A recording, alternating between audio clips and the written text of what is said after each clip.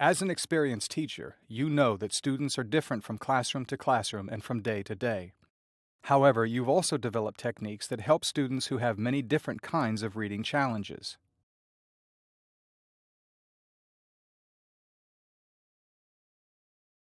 Your colleagues have techniques that work for them too. Will their techniques work for you? While it's helpful to share what works with your colleagues, the best place to look for effective classroom strategies is in reading research. Why? Reading research varies. It is often done on a large and diverse group of students. This approach ensures that a technique is likely to meet the needs of many students. Researchers study what has already been published and look for new approaches to problems. Then they test their theories in the real world of the classroom. Here are some research-proven techniques that you might try in your own classroom to help your students increase their fluency.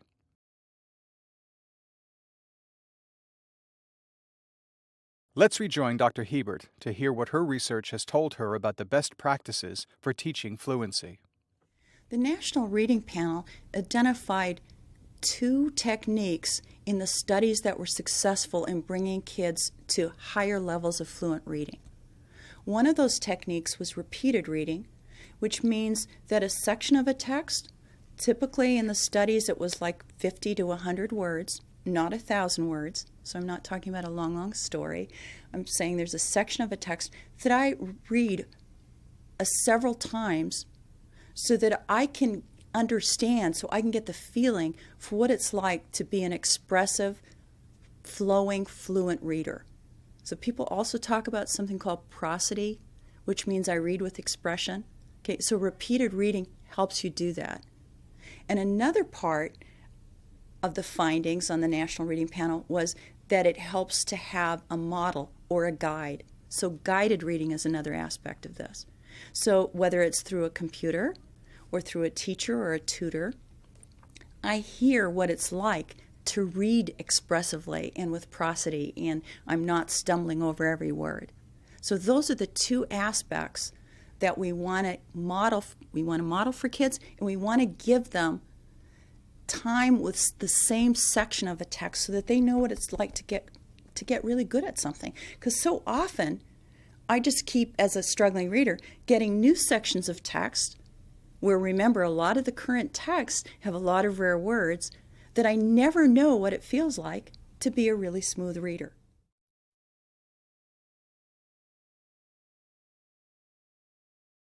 There are several benefits of repeated oral reading. One of them, the most obvious, is that, especially if I'm a struggling reader, I've had the chance to get good at something. I've actually mastered a portion of the text.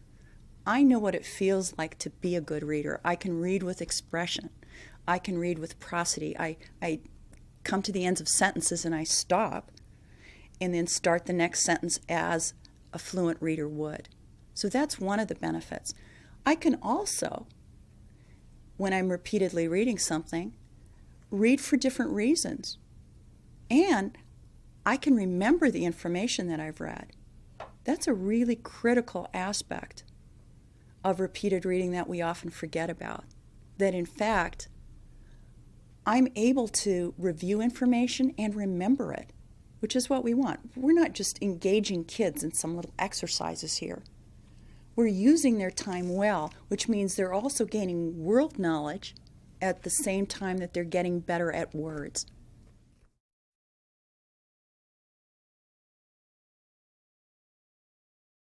Up to this point, we've talked about repeated reading that's oral.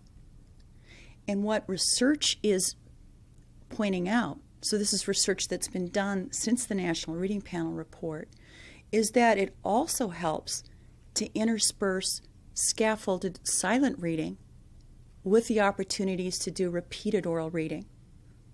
Let me explain what scaffolded silent reading is. Scaffolded silent reading isn't just asking kids to pick books and going and reading independently. Now that may be an important practice at some point in the school day, but to develop fluency, you actually have to have experience with these texts that have a high proportion of words that are highly frequent and have common word parts and that repeat the hard words. So in scaffolded silent reading, it's something that's interspersed with the repeated oral reading. So I'm rereading part of this text silently, but under certain conditions. So I'm being monitored, perhaps on a computer, perhaps by the teacher, perhaps I'm being asked to respond to a question after I've read it. So it's not something that the child is completely on his or her own, but I understand what I need to do. I actually understand that it's important that I finish this text in a particular amount of time. So I don't have time to wander off to the drinking fountain or, to sharpen my pencil. It's something that I'm doing for a specific period of time, and I have something I need to do with that information.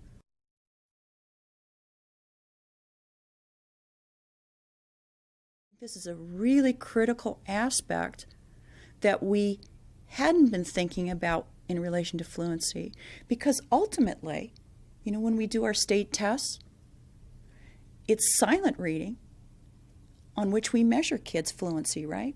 And in fact, the textbooks and the tests are designed because they understand that that is an issue for many American kids. So what we actually see is tests that really measure how fast you can read. So a lot of the kids who are at the 40th percentile and below simply aren't finishing large sections of those tests. So scaffolded silent reading is just a really critical part of an entire fluency program.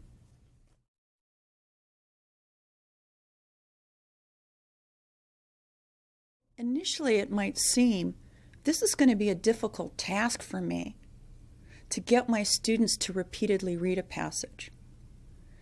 And I suggest that there are a number of things to help us think about repeated reading that changes our stance toward it. One of them is that you read for different reasons. So we might say, this time we're reading to identify the key concept.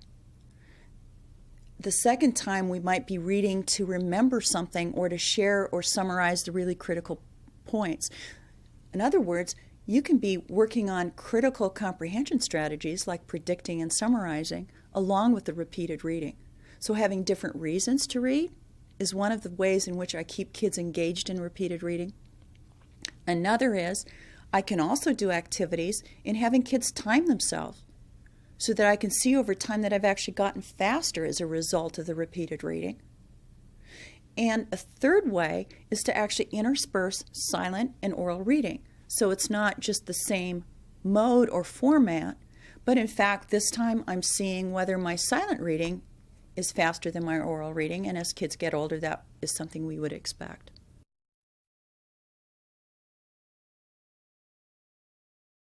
One of the things that we need to realize with fluency and meaningful reading is that it's not just something you practice some of the time, but we want students to be reading extensively in a variety of books. So this notion of extensive reading is really a critical point, because one of the things that we're seeing is for many of the students who are in the bottom 40%, and keep remembering that's in some states a substantial number of the students, we see that they really aren't having a lot of opportunity to read. So we want them to have opportunities to read extensively, but I want to emphasize that it's not just throwing them into a library of any books, but obviously we want them to be reading lots of different kinds of books and going to the library, but for particular parts of the instructional day, we want them to be reading from books that are accessible. And those are the books we've been talking about, where you have a high percentage of the words that are within the majority of words in written language, the high frequency words and words with common phonics and syllable patterns. But you also want the text to be accessible that they're reading during particular parts of the instructional day. We want them to be reading extensively from these accessible texts. And we also want to think about what information is in that text. We want students to be able to get really knowledgeable about particular topics. So once I've read some text, for example, I may have read some books about birds, and I've acquired some specific vocabulary, words that have been repeated like habitat or species or migration. And then what I want students to do is begin reading more intensively about those topics. Okay, so we're reading extensively, but there's also the dimension of I'm getting to get some depth. I'm actually getting to develop my comprehension and my knowledge base. Because reading is really about knowledge. And that's really, really the case in the information age. Reading is to learn things. It's to participate in this burgeoning world of information that we're part of today.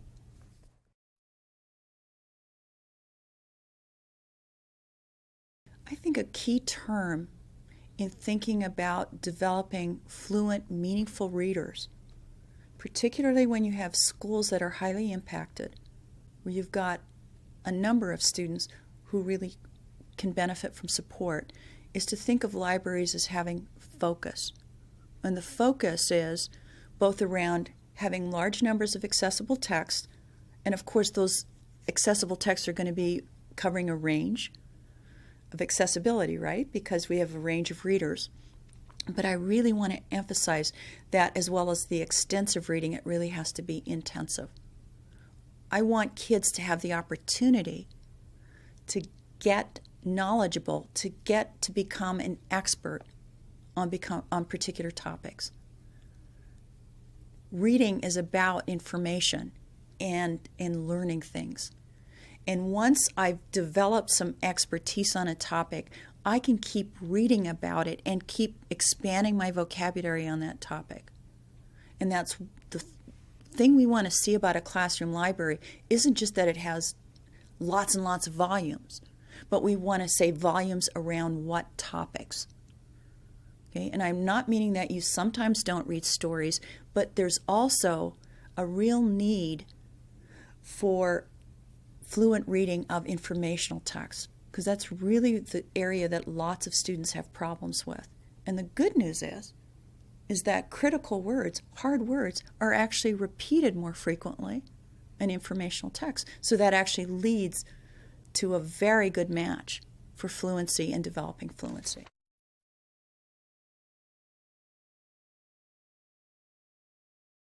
Work by people like Michael Presley on effective teachers showed that they have particular cycles of activities they run through.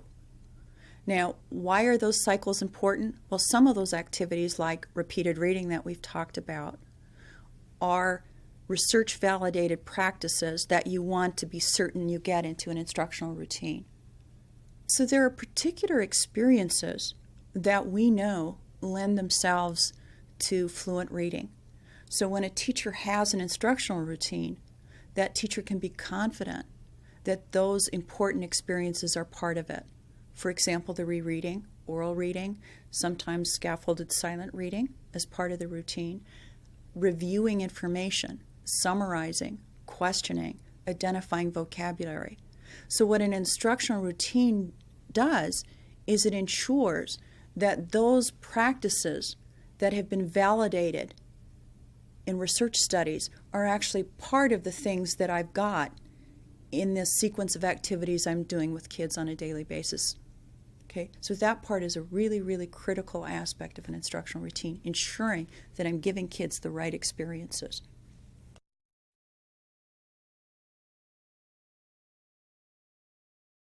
Part of a consistent instructional routine is teaching strategies to students that they can use on their own. So at the same time that I'm ensuring, as a teacher, that my students are doing a sufficient amount of repeated reading, that's part of my instructional routine, I also want to be sure that we're developing strategies like preview a text, summarize a text, ask questions, or revisit a text when it isn't working. Another routine that I might have as part of this is summarizing information on a graphic organizer. It might be writing a short summary of key words. Those are critical strategies that good comprehenders use when the text gets hard. And as part of my instructional routine, I want to be sure that I've developed the habit of these strategies to the point where students are owning them and applying them even when I'm not there to support the strategy.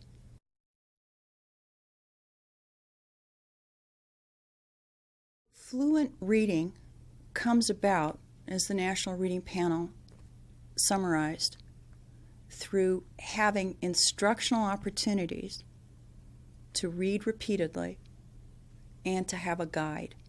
And that guide can be through a computer, it can be through a teacher, it can be through a tutor. So having opportunities to be reading accessible text repeatedly and with a model of good reading is one very critical aspect. So too is the opportunity to read extensively in accessible text. And one of the ways research by people like John Guthrie shows that you become an avid reader is to be able to develop areas of expertise, to be engaged in reading. So it's extensive reading on intensive topics. So it's getting good at things and having that opportunity. So it's receiving coaching, and it's also having opportunities to apply it, just like lots of other things in life.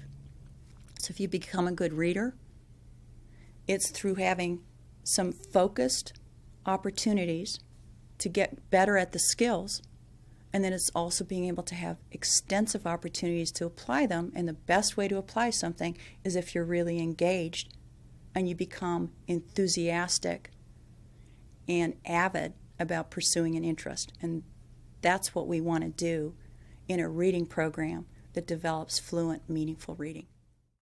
Now put this recording on pause and pair share for 1 minute about reading comprehension strategies you've found successful in your teaching. What steps did students use before, during, and after reading? What techniques did you use to encourage students to apply these steps to other readings? Make a group list of your suggestions, then restart this recording.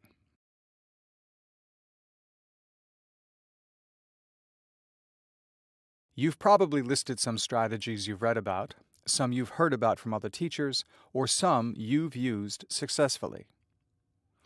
You may have listed some of the research-proven techniques we'll discuss next.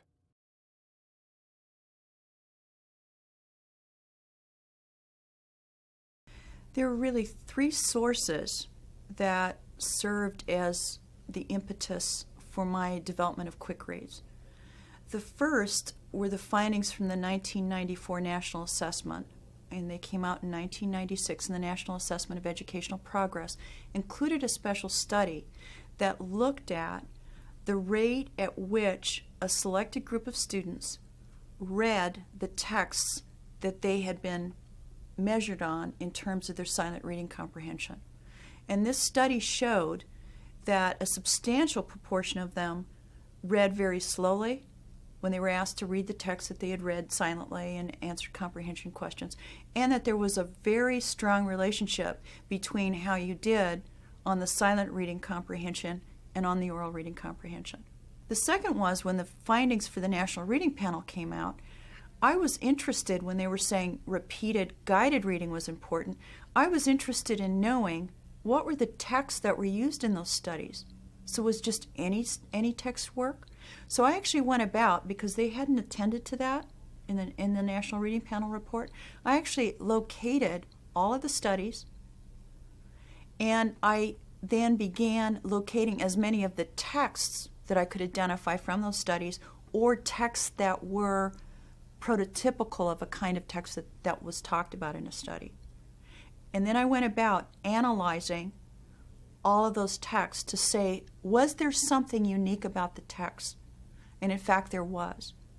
There were only a handful of studies that used trade books. In the studies that showed the effects for fluency interventions, those studies actually used text that had a degree of control. In other words, the 1,000 most frequent words were repeated a substantial number of times in these texts, and they didn't have high percentages of words that fell outside the 1,000 words that weren't repeated, or that in fact were multisyllabic and just appeared a single time.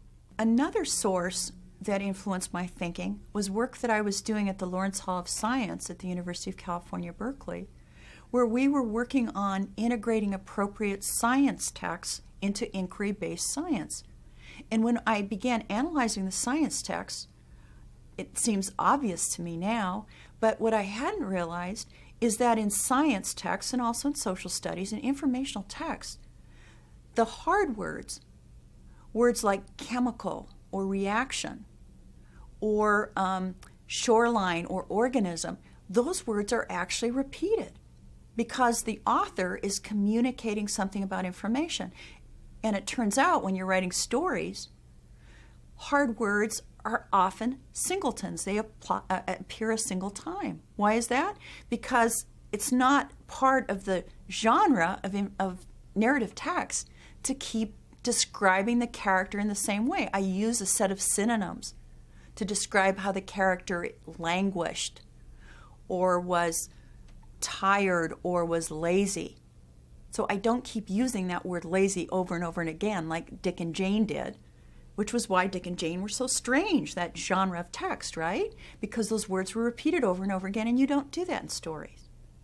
So as I talked with teachers around the country about these findings, first of all on the National Reading Panel, and then the work that we were doing on science texts, they kept asking me, but tell us what texts are really good for fluency practice. So when I'm doing these coaching sessions, when I'm doing these short sessions, and the research on the National Reading Panel also showed that in actual interventions and instructional sessions that were effective, they didn't use 1,000-word text. They used short passages, 50, 100, 200 words at max. So they kept asking, so what text should we use? So what I began doing was analyzing hundreds of texts. And I had no intention to ever begin writing my own text. I mean, I thought, well, this isn't going to take me long. I had a graduate student who developed a text analyzer so I could analyze to see how many times words are repeated, because I'm very interested in not having a lot of these singletons that are hard words. And I began analyzing all the available programs that were purported to help fluency, and I wasn't finding the same characteristics as I'd found on the National Reading Panel text, the texts that were used in the studies of effective fluency instruction.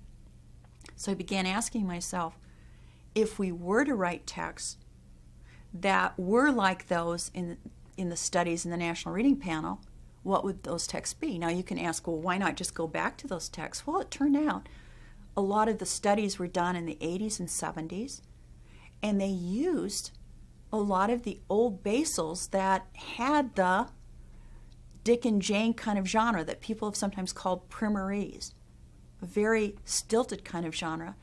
And furthermore, a lot of them were stories. And my thinking was, the thing about students who are struggling with fluency isn't just that they have a fluency issue that leads to poor comprehension, but they also don't have a lot of the world knowledge, the background knowledge they need to be proficient readers. So I was interested in, can we actually develop a set of texts that would support background knowledge and vocabulary, get kids thinking and comprehending about meaningful things? I don't want to waste the time of the kids for whom there's a real gap, the achievement gap. I want every minute to count in school. So I began asking, if we took informational texts, so we've been writing these more extended books at the Lawrence Hall, if we took informational texts in topical kinds of ways, so we took a theme and had short passages, 100 words, around that, because that was what the research showed was really effective, could we actually start thinking about what those would look like? One of the things I said is it's important to have it be around information, because that's a natural genre to keep repeating words. And then I began asking, so what would be other characteristics of the text? And it was clear to me from the National Reading Panel findings that it would be good to have texts that were at independent levels. I also believed that it was important to have texts that actually got longer over time, but were attuned to the fluency norms that we know students are reading at. So for a second grader, we're not going to give them a 150-word passage that we'd expect a fifth grader to be reading, but we'd want to give them something that starts at 80 words. Okay, so the passages would be gradually longer to show kids this is typically what kids your age can read in a minute. Now, you might not be able to do this right now, but we're actually going to teach you how to do that, and we're going to keep lengthening the task. So those were some of the sources of how QuickReads came to be. I'd always expected that I'd find the text there and I could just start recommending them. And suddenly I found, they're not there. And that led me to the next 3 years of sitting in my house actually doing the background information so we could write texts that would, yes, provide the right words, but also provide the right background knowledge.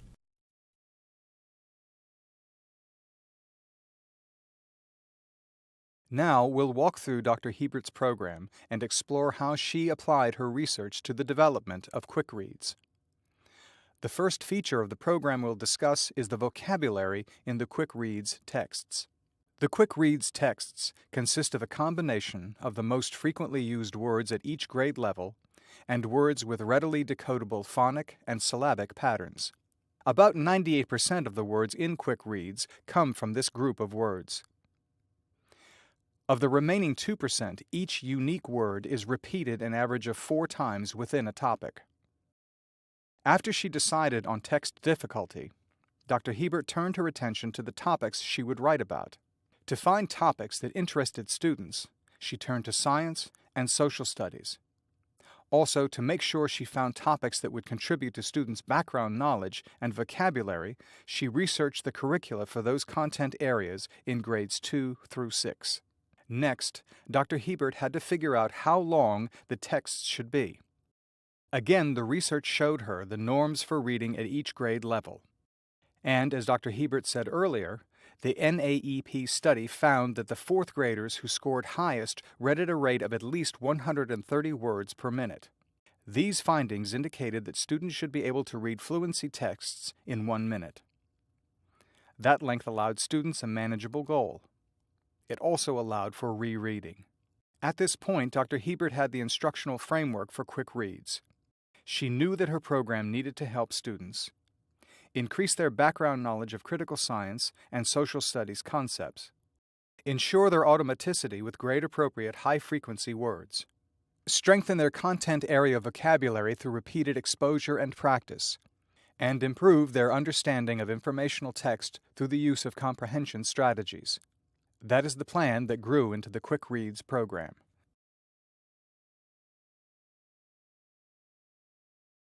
After creating the phonics criteria and assembling the high-frequency word list for each QuickReads level, Dr. Hebert worked on the formula for the texts to make sure she would be testing what she wanted to test. She wanted students to want to read and reread the QuickReads texts. Then she wrote the texts and validated them in the classroom.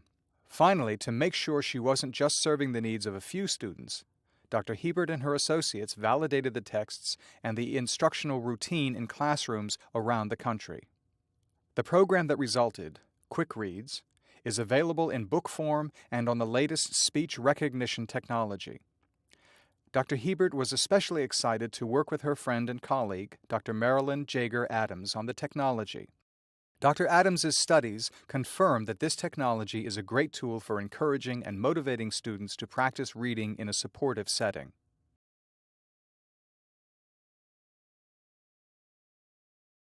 As Dr. Hebert mentioned earlier, her research showed her that students and teachers benefit from using a strong, clearly understood instructional routine.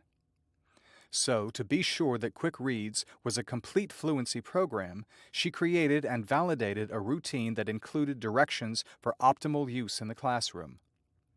Again, reading research says that students need strategies that show them what to do before, during, and after they read. Dr. Hebert was also aware, from her own teaching experience, that preparation time is a factor in every teacher's day.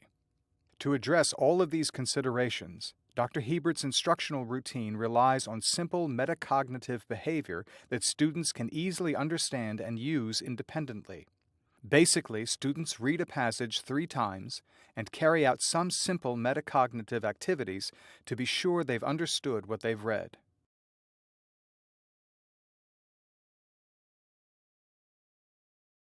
During the first read, students think about what they know about the topic before they read a passage. Next, they scan the passage for unfamiliar words. Then they read the passage at their own pace. After reading, students fill out a graphic organizer that helps them identify and remember key points in the passage. The goals of the first read are to help students build on their prior knowledge, work with challenging words, note words and ideas that will help them remember key points. During the second read, students listen to and follow along with a fluent reading of the passage. In the print program, students can listen to an audio recording. The technology edition also allows students to listen to the passages read aloud. After listening, students think about what the author wants them to remember. The goals of the second read are to help students follow a model of a fluent reading, identify the key ideas of the passage, remember key points by noting words and ideas. During the third read, students reread the passage with the goal of completing their reading in 1 minute. Students note how many words they read in a minute. Finally, they answer 2 review questions, which check that students have understood the passage's main points. The goals of the third read are to help students read the passage fluently in 1 minute, check their comprehension of the passage. For some students, it might be valuable to do additional reads. Students can benefit from revisiting the text a 4th or 5th time. The important point to consider is the purpose for rereading. With additional rereadings, the teacher should provide direction to the student. The student may be asked, for example, to read again to share a favorite section with someone else, or the student may be directed to reread in order to connect the information to something previously read. Now put this DVD on pause and pair share for 1 minute about instructional routines you have used. Think about how these routines have clarified your students and your own expectations for what they will do and learn.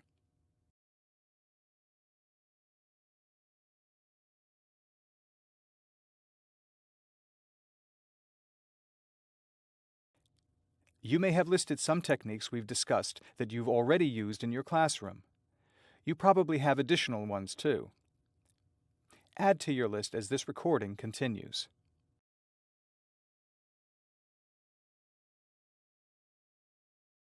There's so much to fit into a school day these days.